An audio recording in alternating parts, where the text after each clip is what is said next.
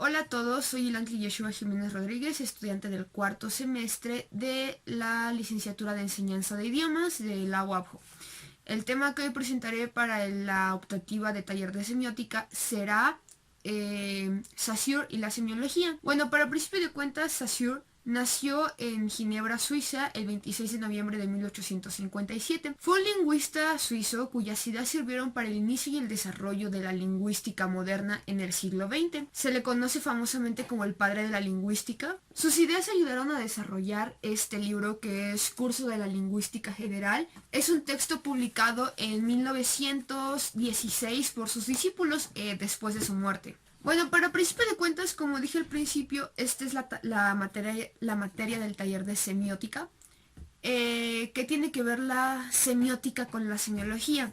La semiología es el nombre que le va a dar Saussure a esta rama de estudios, porque para principio de cuentas Saussure dice que la semiología tiene que ser semiología porque tiene cierta relación con la psicología, y la semiótica es el nombre que le pone Peirce, un personaje que más adelante veremos, que es de la escuela norteamericana, y Saussure pues era europeo. En 1908 Saussure concibe la semiología como la ciencia que tiene el objeto de estudios de los signos en el seno de la vida social. Bueno, debemos de saber que Saussure destaca la función de los signos y Peirce su función lógica. Entonces ahí vemos una diferencia, como que los dos se van encaminando a lo mismo, pero por esta pequeña diferencia de nombres y el enfoque que tiene cada uno, pues es como se va desarrollando. Y bueno, actualmente tanto la semiología como la semiótica se refieren a la misma rama de estudios.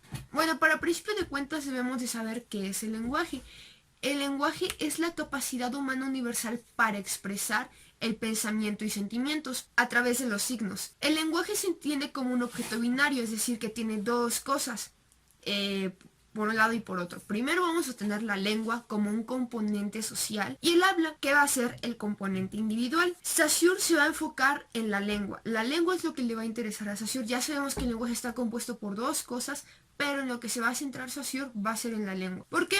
Para poder entender mejor esto vamos a buscar diferencias entre la lengua y el habla. Para principio de cuentas, la lengua es un conjunto de signos en donde cada elemento está distribuido y organizado para accionar de una forma unificada. Por otro lado, el habla es el uso individual de este sistema, es decir, lo que hacemos al hablar, o sea, ya la acción, ya no lo que sucede aquí con la lengua, sino ya esto que estoy haciendo. Tenemos que la lengua es social, porque es un conocimiento o una representación común y compartida entre una comunidad de hablantes. O sea, tenemos que la lengua la va a tener que tener más de una persona, una comunidad, un conjunto de personas, por eso es social. En cambio, por el otro lado, el habla, yo solo necesito hacer el habla, no necesito de alguien más para hacer el habla, sino simplemente yo. Entonces solo va a ser individual, solo me va a involucrar a mí el habla. La lengua, otra característica de la lengua, es que es psíquica, porque es un conocimiento que tiene asentamientos en la mente y el cerebro de los hablantes. O sea, solo en mi mente vamos a tener la lengua. Cada uno va a tener su lengua, que comúnmente podemos entender, pero yo solo la voy a producir, solo va a estar aquí. Es un conocimiento concreto y no abstracto, aunque se encuentre en la mente de la persona. Por otro lado, el habla es psicofísico, porque de aquí pasa aquí. Implica una codificación del cerebro, una actividad mental y después la vamos a articular, ¿no? Donde participa el aparato fonoarticulador. Otra característica es que la lengua es homogénea. Es un sistema de signos en el que solo es esencial el concepto con la unión de la imagen acústica. O sea, lo que yo escucho, a qué interpretación mental voy a tener de esto. Por otro lado, el habla es heterogénea, porque involucra aspectos psicofísicos y es de carácter viable. Como último, tenemos que la lengua es pasiva. ¿Por qué? Porque es la información que el hablante posee y que involucra procesos psíquicos o mentales involuntarios del hablante. No puedo dejar de entender lo que me están diciendo. Es así como, no, de momento yo no quiero entender esto que me está diciendo. No, lo voy a entender porque es mi L1 y ya está todo el proceso cognitivo ahí incrustado de manera inconsciente para que yo aprenda el español. Por otro lado, el habla es activa, porque cuando el hablante quiere transmitir algo, trae los conocimientos de la lengua y lo produce, ¿no? De aquí ya pues pasa de nuevo a la boca. Este acto de producción es voluntario. Es decir, en algún momento digo, yo no quiero hablar, me callo y ya no sucede nada. Sigo entendiendo todo lo demás, sigo entendiendo la lengua. Pero si digo, no, no voy a producir, no voy a hablar, no voy a decir nada, es voluntario. Yo lo puedo decidir, yo puedo tomar esa decisión. Conociendo un poco del círculo del habla, tenemos que saber dónde ubica Saussure la lengua. Primero tenemos que un hablante A articula en su mente un concepto con una imagen acústica. Entonces es así como de, imagina en este caso pues quizás el libro, ¿no? Ya la tengo aquí. De alguna manera yo sé que se llama libro. Actualizo el conocimiento psíquico si recibo más información, no sé, por ejemplo, un libro rojo. De ahí se traslada al aparato fonador del hablante y ya lo articulo y digo libro rojo y se produce la cadena de habla, ¿no? Primero tenemos que el concepto de la imagen acústica, de la huella acústica va a estar en la mente. Entonces tenemos un conocimiento psíquico. Únicamente va a estar aquí, no va a estar aquí. Y en la otra parte, cuando el sistema fonador del hablante lo articula, ya va a ser un proceso fisiológico, porque está constituida de cuestiones psíquicas y una cuestión articulatoria. Entonces vamos a tener que la lengua se va a ubicar en la primera parte, en donde solo es un proceso psíquico, donde existe la huella psíquica o la imagen acústica que nosotros tengamos aquí, ¿no? Va a ser cuando se produce la asociación entre el concepto o una imagen acústica. Entonces tenemos que, aparte de esto, el resto de los factores involucrados en el círculo del habla están por fuera del objetivo de la lengua, ya que pertenecen a un terreno del habla, es decir, ahí ya no se nos meteríamos, ahí solo está el habla y nosotros nos queremos enfocar en la lengua, ya que pues involucra aspectos fisiológicos y físicos, no solo psíquicos, o sea, de aquí ya pasó algo más. Ahora, ¿qué es el signo lingüístico? Va a ser una relación recíproca entre la imagen acústica, la huella acústica o el concepto. ¿Qué podemos entender como esto? La imagen acústica va a ser cuando yo digo pluma. En ese momento nosotros nos podemos imaginar la pluma, ¿no? Y el concepto ya va a venir siendo esto. Ya va a ser lo que tú creaste aquí. Y bueno, más adelante esto lo redefine como significante y significado. La imagen acústica, la palabra, la palabra pluma va a ser el significante y el concepto va a ser el significado. Es decir, esto sería el significado. ¿De acuerdo? En una definición así un poco más precisa tenemos que el significado, es decir, el concepto, es la representación mental o psíquica de la idea y un concepto social, ya que es común entre los hablantes. Todos los hablantes del español sabemos que a esto le podemos decir pluma. En cambio, el significante, la imagen acústica de la palabra pluma, es la huella mental del sonido, es decir, la representación psíquica del sonido. ¿Qué es lo que tú interpretas al decir pluma, no? Esa pluma, ese sonido de pluma, sería lo que tú escuches sería tu huella psíquica. Bueno, y podemos tener otros ejemplos como el que ya venimos manejando como la palabra libro y el significado sería libro. En otro caso, el significante semáforo y bueno, la imagen del semáforo, ¿no? El significante de bicicleta y pues la bicicleta. El significante de árbol y el significado árbol, ¿no? El concepto que nosotros tengamos de árbol ya. Bueno, y todo esto va a tener como que ciertas características. En este caso vamos a iniciar con la característica de los signos lingüísticos, principalmente con la arbitrariedad. ¿Por qué es arbitrario el signo? Porque no hay ninguna relación entre la unión del significado y el significante. Regresemos a pluma. ¿Qué relación le ven a este objeto con la palabra pluma? Yo no le veo ninguna. Fue algo que fue un acuerdo social que dijeron, ¿saben qué? De una manera implícita, esto pues se va a llamar pluma, ¿no? Quizás a la persona que lo inventó, a la persona que lo fue creando, etcétera. O estilógrafo, o no me acuerdo cómo otra cosa le puede decir, pero comúnmente aquí en México pues lo conocimos como pluma. Entonces es un producto de un acuerdo social, ¿no? No es como que, sí, aquí le veo una P, una L, una U, una M. No. Esto también tiende a ser inmotivada, porque nadie nos está diciendo, sí, la pluma, el objeto, el objeto no nos está motivando a que le digamos pluma, sino simplemente por alguna manera pues se le conoce así. No hay ninguna justificación que nosotros tengamos para decirle sí, es que se le llama pluma porque pues tiene forma de la palabra pluma, ¿no? En este caso, o se le llama pluma por X o Y motivo, si no, simplemente ahí está. Bueno, también debemos de saber que los signos lingüísticos, al ser puramente convencionales, son el único sistema que cumple enteramente con la condición de arbitrariedad.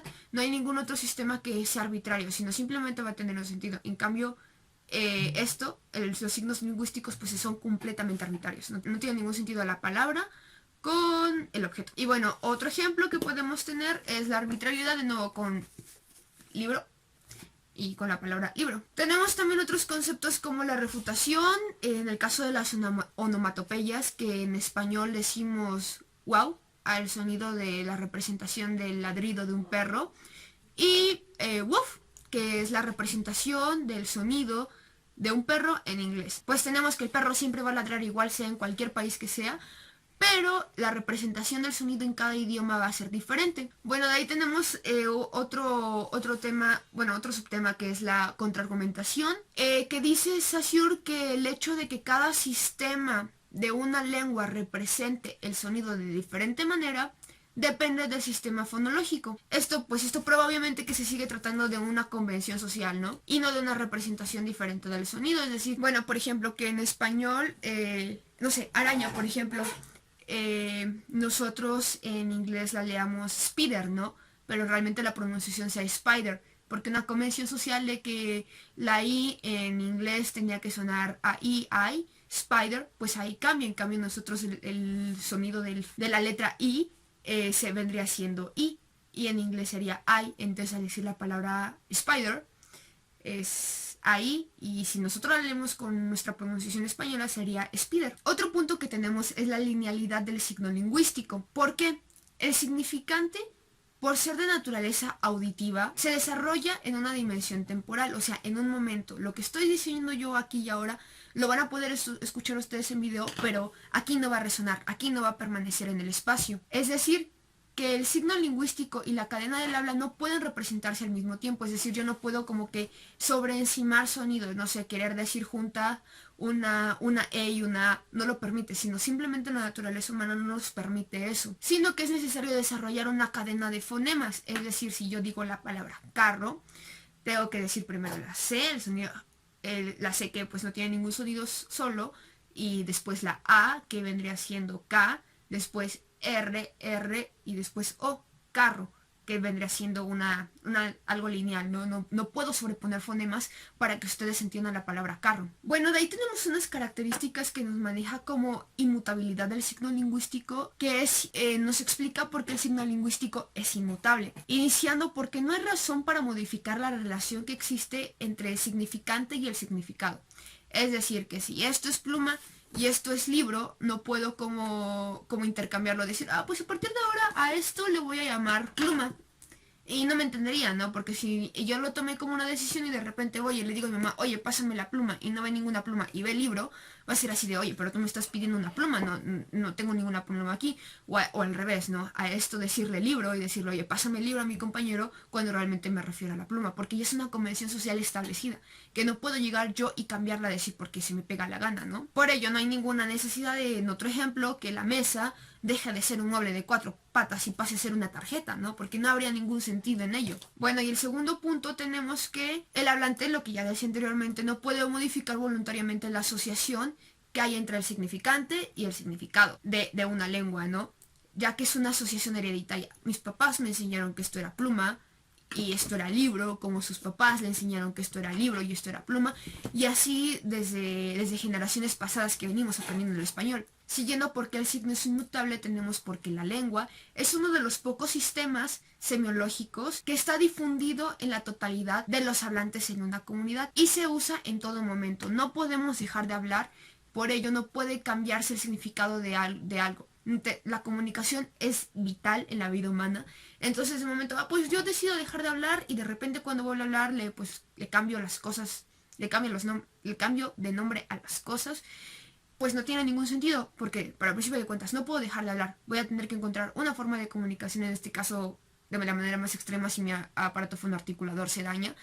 Tendré que escribir, tendré que aprender el lenguaje de signos, pero cada uno va a corresponder a voy a encontrar la manera de la correspondencia de una manera de comunicación con el objeto, para nombrar el objeto. Y como último, pues básicamente no nos entenderíamos, como lo decía al principio, ¿no? Si yo cambio el significante del significado, no me entenderían lo que yo quiero decir, lo que yo quiero expresar, lo que yo quiero comunicar. Como último, a la vez también Saussure acepta que el signo es mutable. ¿Por qué? Porque es una lengua, las lenguas son vivientes. Puede haber cambios, pueden modificarse, puede cambiar con el paso del tiempo. Un mero ejemplo, tenemos el ratón. Imaginamos el ratón, el animal, ¿no? Pero, ¿qué pasa también con el ratón? Que también podemos imaginar un mouse. En algún momento que se creó la informática, se crearon los aparatos informáticos, alguien dijo, ¿saben qué? A este objeto vamos a ponerle ratón, mouse, ¿no? Mouse. A este objeto le vamos a poner ratón, ¿no? Que viene siendo el animal. Y pues si sucede lo mismo en el inglés, no solo en el español, que este objeto es mouse y este objeto es mouse también, ¿no? Este animal es mouse. Entonces, hay alguna convención, algo que dijo, oh sí, sí, tiene forma de ratón porque tiene el cablecito y la colita, entonces sí vamos a ponerle ratón. Y pues prevaleció hasta nuestros días, a pesar que ahorita hay ratones inalámbricos que no tienen la colita, que fue quizás la similitud que encontraron. Y esta característica de la mutabilidad la tenemos porque la lengua es diacrónica. Es decir, que tenemos una variable temporal, que la lengua va pasando a través del tiempo y no se mantiene solo en un momento del tiempo, sino va a seguir.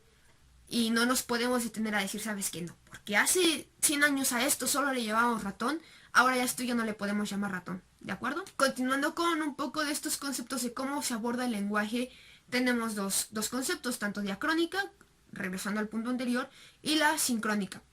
La diacrónica describe la evolución histórica de la lengua a lo largo del tiempo. Y la sincrónica se detiene a analizar solo un punto, solo un momento de la lengua.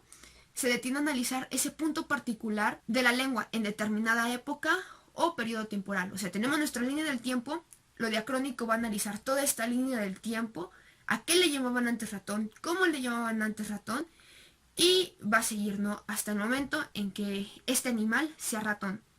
En cambio, lo sincrónico va a decir, en este momento a esto le llaman ratón, se escribe así, se dice así, y bueno, este es el animal, pero también a esto le llaman ratón, ¿no? Entonces es como cada manera de abordar la lengua. Tenemos otro punto que es el valor lingüístico del signo, y a esto se refiere que es la capacidad de cada signo de diferenciarse de otro. En otras palabras, es el valor lingüístico que se define por lo negativo. Tenemos el ejemplo de lunes es lo que no es martes. O sea, en este caso, si el domingo es el primer día de la semana, el segundo día de la semana es segundo día de la semana porque no es el tercer día o no es el primer día. Es una explicación de contrariedad, ¿no? Es lo que no es. Y bueno, continuamos con es un valor de arbitrariedad porque la comunidad se lo otorga. Bueno, esta noción de valor también resulta de la representación simultánea que se le otorga. También tenemos que dentro de un sistema va a haber palabras, las cuales puedan llegar a tener ciertos conceptos o ideas vecinas. Pero estas palabras se limitan recíprocamente. Cuando pronunciamos una palabra, el sonido no es relevante. O sea, no importa cómo lo diga, simplemente y cuando lo entiendan, sino lo que importa es la diferencia fónica. Esta diferencia entre palabras que ustedes van a encontrar y van a tener su imagen acústica, ¿no? Bueno, y también tenemos que el significante lingüístico está constituido por las diferencias que separan su imagen acústica de las demás. Bueno, los ejemplos que tengo para que entiendan mejor esto, es que el significante de carro está constituido por las diferencias fónicas, por ejemplo, en este caso de caro, ¿no? ¿Qué distingue el significante de caro? Caro, carro. Ustedes van a saber inmediatamente la diferencia por la imagen acústica que van a tener de esto. Va a ser la manera en que ustedes van a poder diferenciar uno de otro, parecer de la gran similitud fonética que existe. De la misma manera, el valor lingüístico puede estar en el aspecto del significado. Aquí vamos a poner de ejemplo mesa y escritorio. Fonéticamente no es lo mismo, pero la imagen son muy parecidas. es un mueble de 4 patas. Pero nosotros sabemos la diferencia en ciertas características que posee cada uno, características más detalladas, y que fonéticamente mesa y escritorio no tienen nada que ver. Y en el aspecto del significante, el que comentábamos anteriormente, carro y caro, que pues fonéticamente tienen muy parecido, pero no conceptualmente el objeto no tiene nada que ver. Para el principio de cuenta, uno es una idea de objeto y el otro es una idea de cualidad que posee un objeto en base a un valor monetario, ¿no? Y cómo a pesar de que fonéticamente son muy parecidos, en el momento del concepto pues obviamente ya son completamente diferentes. Y bueno, básicamente en esto termina mi presentación. Traté de abordar lo mejor que pude de este libro, que es el curso de la lingüística general de Saussure, Ferdinand de Saussure. Entonces pues espero que les haya gustado mi presentación, que les hayan entendido, y si tienen alguna duda no duden en preguntarme.